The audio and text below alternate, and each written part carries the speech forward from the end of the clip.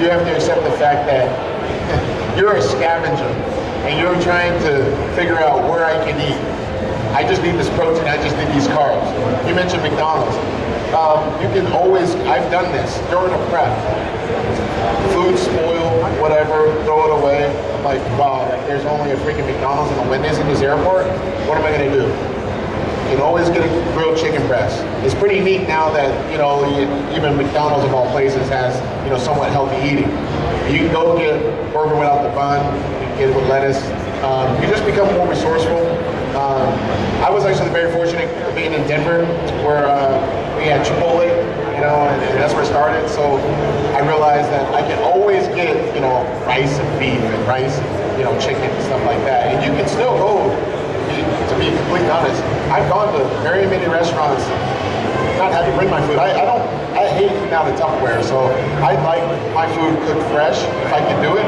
And you just have to realize, like, okay, where's your job located? If you're on different jobs throughout your city or state or whatever, or different parts of the country, find out those different restaurants ahead of time. The coolest thing nowadays is that we have smartphones that can do it for us. Right. You know, there's different apps. I mean, you can ask Siri anything down there, and you can always say, well, you know, is there a Chipotle nearby? Is there a Burger King where I can go get a chicken breast? Just you can get 3 chicken breast sandwiches and just take the buns off, and at least you can say, well, I had something. And even at Wendy's, you can go get a baked potato plain. So those are things that I just mentioned, fast food companies that we're not getting the bad stuff from. And with restaurants, like I'll do guest appearances, so then I'll have the promoter take me from the plane and take me, like, let's say, an Outback. I'll immediately grab like 2 or 3 meals, and if they're putting me in a hotel, I'm not staying at the Ritz, I'm staying at like a Residence Inn or Embassy Suites where I actually have a kitchen. Those are the things that I really try to make sure that I always have access to a gym, I always have access to my food, and with my supplements, I mean, the coolest thing is that obviously I'm sponsored by Muscle Tech, I can have them ship, you know, whatever I need with me, but usually I pack, you know, just a couple days worth of powders and pills, and the way that they have it nowadays, I mean, it's pretty simple. But it's always, the hardest part probably for you, and I know it is for me, is when you have that extra appointment or you know, different tasks that you have to perform, and you're going to miss that meal. Yeah. That's the hardest part. The biggest drawback is you let that snowball into missing 3 meals. And that can easily happen because you get on a task and you're creating momentum and you won't take a break.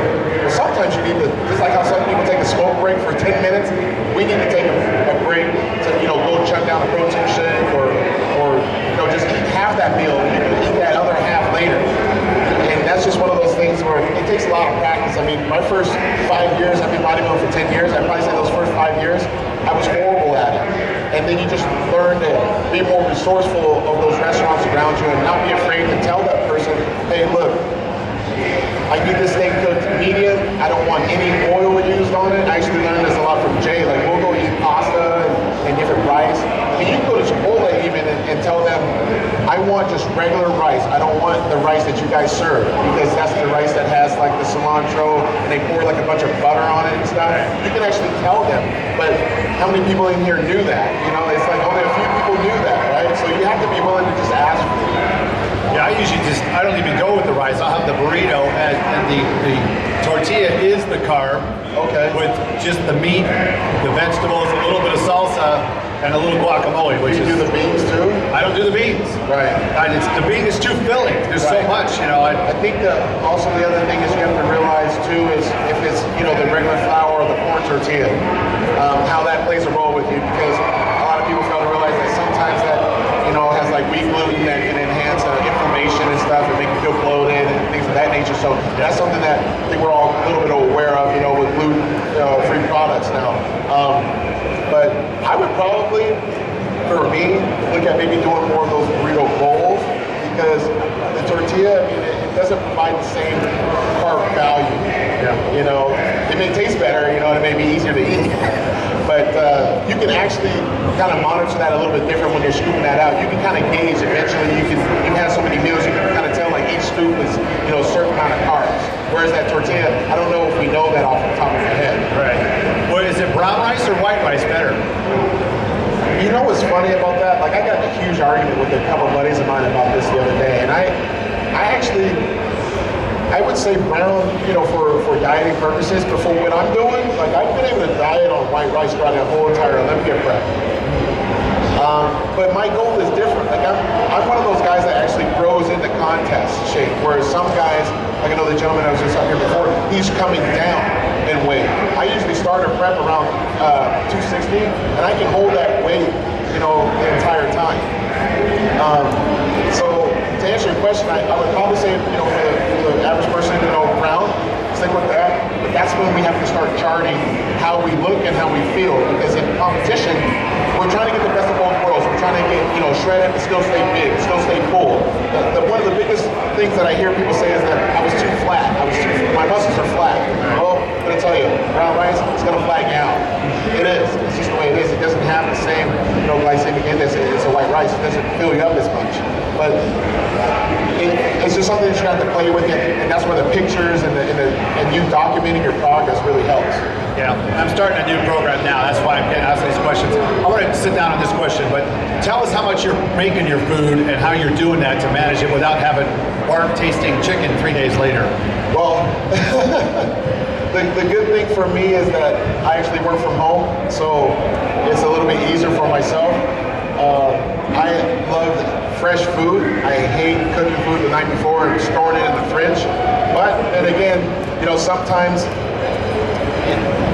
the way I cook like chicken breast perhaps, I usually bake it. I don't fry it, like I don't put it on a saucepan or anything like that. I don't even use a Foreman grill really, because sometimes you notice that it becomes very dry. And I've also noticed that, especially with chicken, it's one of those things where you almost have to try to figure out which brand is not going to have, how do I explain this? For me, like I actually have a chicken sponsor. I've been very fortunate, but it's like one of those free-range companies, and it's the way that it was packaged that drove me to that. Because most people they'll get like on a budget they go get frozen chicken, but what they don't realize is that chicken was first off they just in the slaughterhouse they just cut the necks off, so then the chicken becomes very tight, and then next thing you know they trim it and then they freeze it. Well, when they freeze it, everything crystallizes, so all those cells crystallize. So then they take it from the freezer, they put it in those fresh packages, as they say, at the supermarket, and then you go in there and you look, and then you open it up, and what is in there? A bunch of liquid, right? Well, guess what? That's where all the nutrients went. So when you fry it or when you cook it, it tastes okay, but when you try to reheat it, now it's tough, right? Because all the nutrients are gone. So that's one of those things where you're gonna have to play around with and find out different poultry companies and stuff like that. That's something that I had to find out because I got tired of reheating stuff and it was always tough. But